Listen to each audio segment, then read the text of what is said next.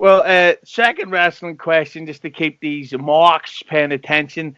I love listening to the 83 Weeks podcast, the Bischoff and Conrad one.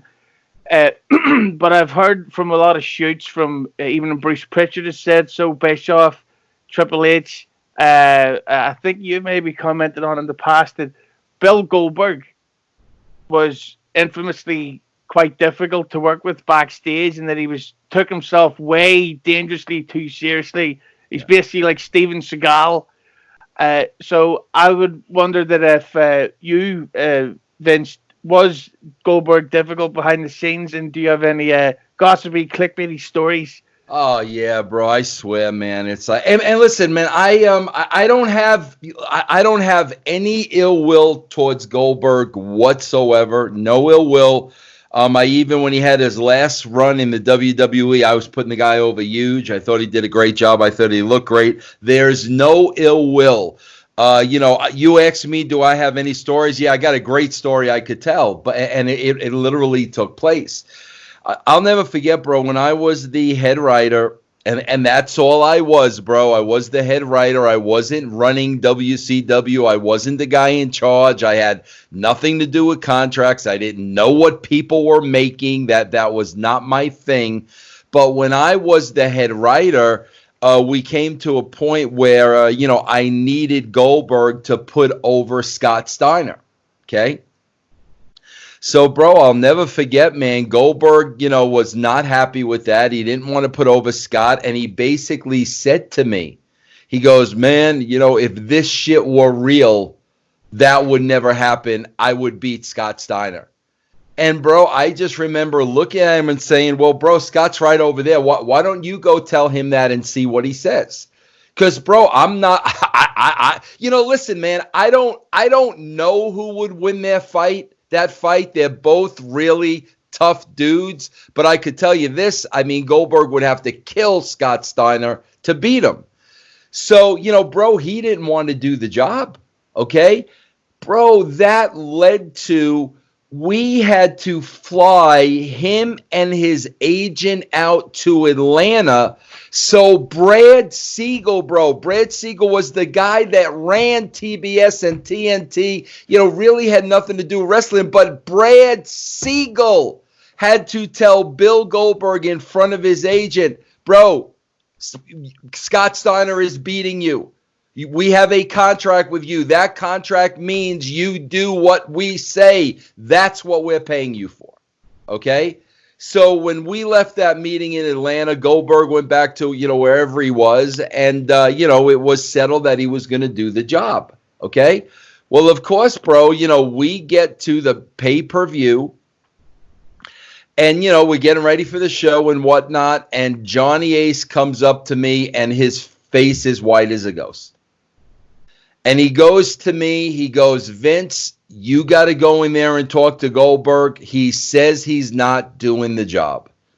Now, bro, you gotta understand, I think this was all settled. Like, we came out to Atlanta, this is all settled. Bro, you see, it's reasons like this where these dirt sheet marks don't have an effing clue. Bro, can you imagine if a Wade Keller or a Dave Meltzer had to go in a room alone with an irate Bill Goldberg? Can you imagine that? Can you imagine Dave Scherer and Chris Johnson going in a room? So, bro, I go in a room and I shut the door behind me. It's just the two of us.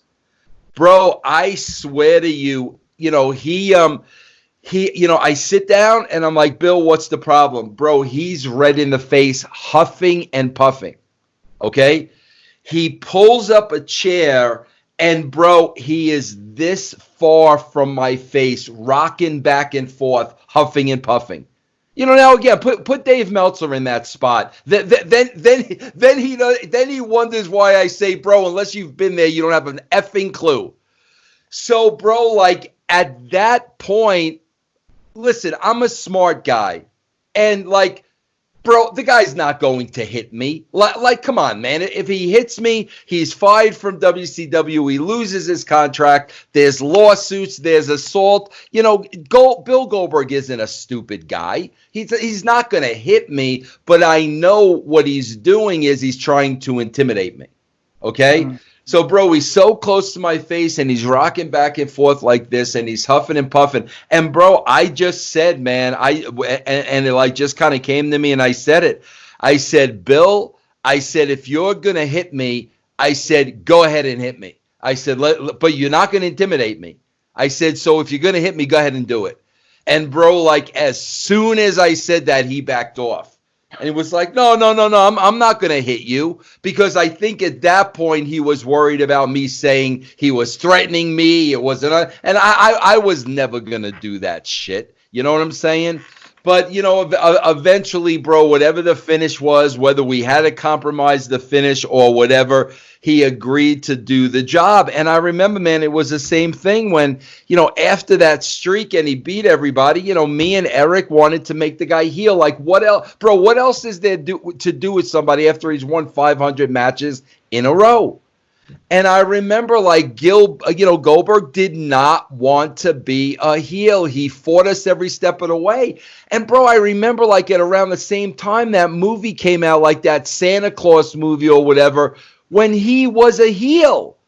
And I remember saying to him, I'm like, Bill, like, this is a television show. Bro, you've done these movies where you've been a heel. I don't understand the difference. And he said to me, bro, he goes, because on the television show, we use my real name. And, you know, kids are really going to believe that's the way I am and yada, yada, yada. And I knew right then and there, bro, turning the guy heel was never going to work. Bro, if a wrestler doesn't want something to work, it's not going to work. And that's why, you know, when we tried to turn him heel, it shit the bed. He was never into it. But, yeah, bro, he was a guy, man, that really, really believed all his own hype. And not only would Wade Keller not get in the face of Bill Goldberg, I don't think he'd get in the face of Whoopi Goldberg. Yeah, bro, it was like, yeah, I mean, shit like that happens, man. That's what those guys don't understand. They think my job was so easy. And, man, they have no idea, man.